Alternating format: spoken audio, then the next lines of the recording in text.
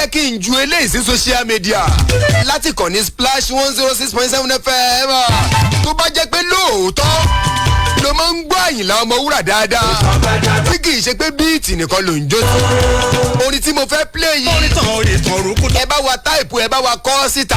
Kí ni bàbá ń gbìyànjú àti kọ́ ń bẹ̀? Kí ni bàbá ń gbìyànjú àti sọ ń bẹ̀? Jẹ́ hí ẹ̀ kíkó wá ó gbọ́ lórí ẹ̀rọ ayélujára social media.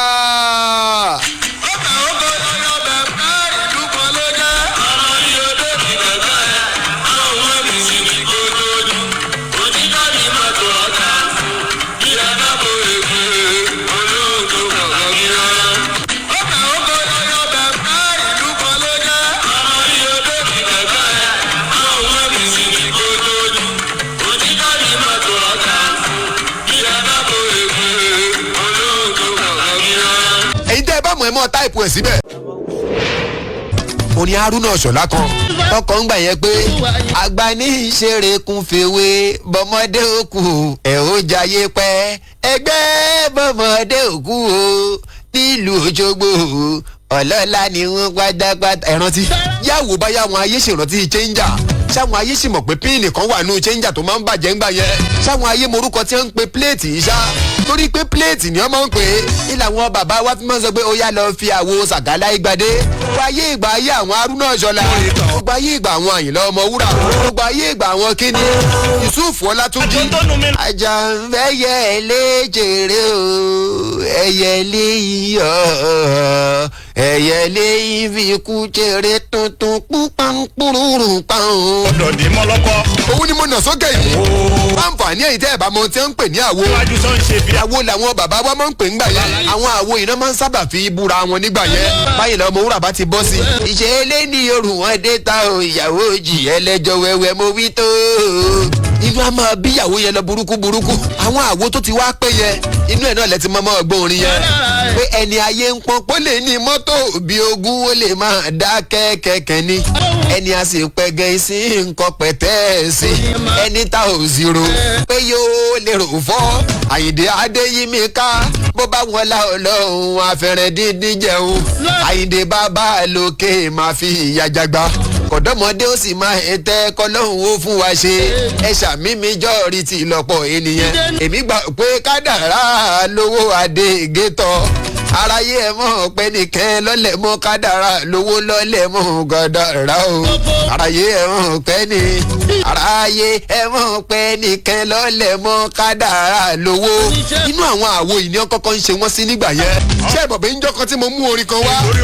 tí mo sọ pé yíyọ́ lẹ́kùn yọ́ o yíyọ́ lẹ́kùn yọ́ mo wá sí ojú òpó lẹ̀ ọ̀pọ̀ èèyàn ló ń sọ pé òkété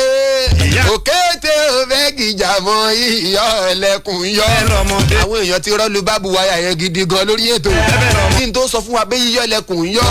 ògìdán ò bẹ́ gìjà mọ́ yíyọ́ lẹ́kùn yọ́ ló yẹ kó jẹ́ ẹ̀ tí ń gbà tó jẹ́ pé àwọn tí ó ń kọrin fún wa gan náà mo jẹ́ gbajúmọ̀ mo jẹ́ gbajúgbajà olórin kò túmọ̀ sí pé nǹkan bá sọ gangan lèèyàn mọ́ tẹ̀lé ọ̀pọ̀ wa ló jẹ́ pé ìlù tó ń kóbolẹ̀ gidigidi gan yẹn òun la máa ń jó sí a máa ti wá gbàgbé ohun tó yẹ ká sọ ń bẹ̀ ọ̀pọ̀ wa ń sì tí wọ́n bá play orin Barrister mi ó ti ń bá ṣe ẹ̀sọ̀ tún mú ẹ̀ fún wa láyọ̀ngá ókè àṣé nǹkan tó sọ ń bẹ̀ yẹn nìyẹn ìjà òmìnira fún àwọn máa ṣe o bí orin ìgbà kan tí náìsì kan tó sọ wípé I like the kind of way I dey live now dádì ọ̀rẹ́ ẹ̀gbọ́n wa kan gbogbo ìgbà náà kan máa ń tẹnu mọ́ Alhaji Káyọ̀dé ẹ̀ràn ní ń ta ó yé mi ní tèmi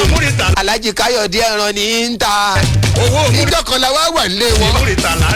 bó ṣe wá kí ló dé tí dádì yín láìkí Alhaji Káyọ̀dé ẹ̀ràn ní ń ta wọ́n bá béèrè lọ́wọ́ wọn public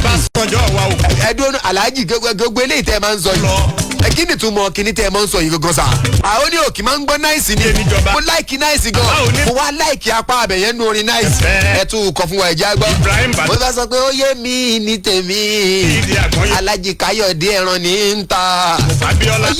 ó yé mi ní tèmi náìsì alápò méjì Alhaji Káyọ̀dé ẹ̀ràn ní ń ta ìjọ yẹn la kọ̀rẹ́tì bàbá yẹn dádì ìkọkúkọ lẹ̀ ń kọ kò sí ohun tó ń jẹ́ Alhaji Káyọ̀dé ẹ̀ràn ní ń ta wọ́n ní kí ló wá sọ ń gbà yẹn. bẹ̀tẹ̀ àwọn bàbá yẹn jẹ́ àgbà tó farabalẹ̀ wọ́n fẹ́ gbọ́ nǹkan tẹ́niyẹn sọ láṣẹ wá jẹ ọkọ papọ̀ pé ó yé mi ní tèmi I like the kind life where I dey live now. mo fẹ́ràn ọrú ìgbésí ayé tí mò ń gbé báyìí I like the kind life where I dey live now. ó yé mi ní tèmi o I like the kind life where I dey live now. àìmọye orin àtijọ́ tó jẹ́ pé ń ṣe la máa ń jẹ yín sí àìmọye orin àtijọ́ tó jẹ́ pé ń ṣe la máa ń rún ẹnu sí. ìlú kan ló jẹ́ ṣé tó pé ó pọ̀ ó kọ yọyọ bẹ́ẹ̀ yóò pọ̀ fún Àyìnlá Omowura lọ́nà. kó tó dún òtítọ́ ní ọ̀gá olóhùn tó bàbá Abíọ́lá ṣé bàbá Abíọ́lá wà mẹ́ oríṣiríṣi n ò ní dákọ̀ pìrìsẹ́ńtà yìí nínú àwọn ọ̀gá mi onídé Yínká honestly mi ò ní parọ́ fún ẹ o èmi náà gẹ́ẹ̀tì nǹkan t'Àyìnlá Omowura sọ́mbẹ̀ yẹn ẹnìkan ní honestly Mr. Adéyínká kíkọ̀ ní WhatsApp mi ń bí nǹkan tí ò jẹ́ ká gẹ́ẹ̀tì kíní yẹn dáadáa ni pé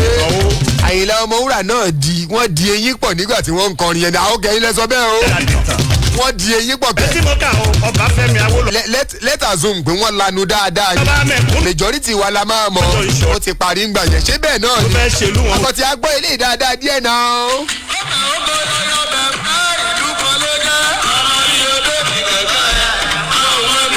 kó tó dùn òtítọ́ ni ní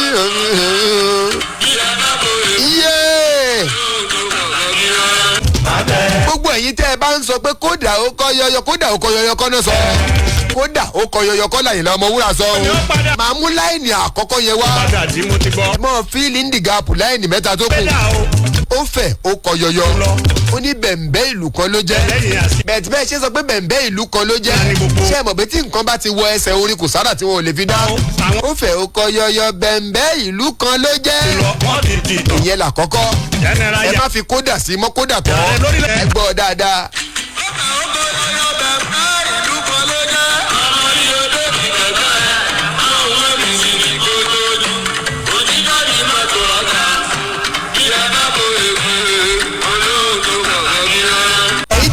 wípé kinní kan ò lóhùn tó bàbá Abíọ́lá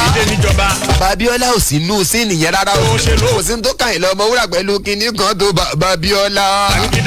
Àyìnlá Omowura ti dá nǹkan lè ó sì ti gbọ̀run lọ ọkẹ́ni tí ó yàn wá nú orin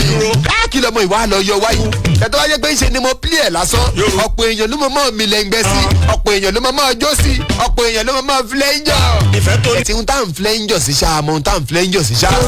ń tá ń sọ àkàdélè po sí ṣáà mọ̀ ń tá ń sọ àkàdélè po ṣáà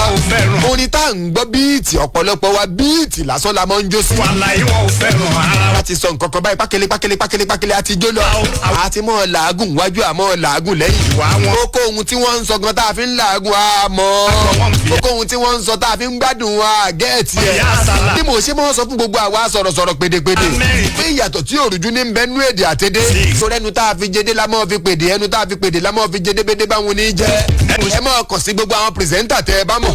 ẹni mo challenge gbogbo àwọn pírẹsẹ́ńtà pátápátá ọ̀pọ̀ wa là ń lórí Àyìnlá Omowura ọ̀pọ̀ wa là ń lo ti Ebenezer Obey gbọ́ ọ̀pọ̀ wa la mọ ohun tí àwọn kìíní ìsọ̀ngbà dé pírẹsẹ́ńtà tó bá wá dáńtọ́ ó já pàdé ńjọ́ mẹ́jọ pírẹsẹ́ńtà tó bá gẹ́ẹ̀tì nǹkan tí Àyìnlá Omowura sọ kó máa bọ̀ ẹni ọba mọ̀ nínú ẹ̀yin tẹ́ wà nílé tọmọ ohun tí Àyìnlá Omowura sọ nínú orin tí èsì pa kàn ń gbádùn yín lásán láyé òsì ní gbádùn wa pa jẹ́ ń pílẹ̀ lẹ́ẹ̀kan sí kí n wá dágbére fúnlé n ò ní dágbére fáyé láṣẹ ọba mi Èdùmàrè pírẹsẹ́ńtà tó bá mọ̀ ẹni kó máa bọ̀ ní gbangba níjọ́ mẹ́jọ níkànnì Splash 106.7 FM gbé kíní sókè máa dé yìí.